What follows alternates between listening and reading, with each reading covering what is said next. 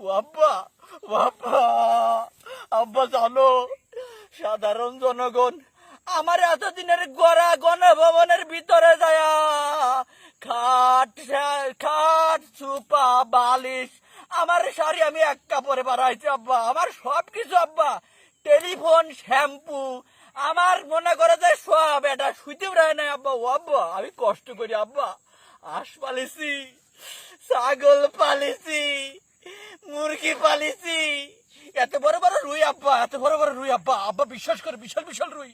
সাধারণ জনগণ গণভবনের মধ্যে ঢুকে যায় সব নিয়ে আইছে, সব কিছুই থয় নাই, কিছুই থয় নাই আব্বা। আমার এত দামি দামি লাগিস, লাখ লাখ না দাও শাড়ি কিছু আমি আনি আব্বা, আমার সর্বনাশ হয়ে গেল। আমি কি করলাম? আমি ওই কাউয়া কাদারের কথা মতো পদত্যাগ না করিয়া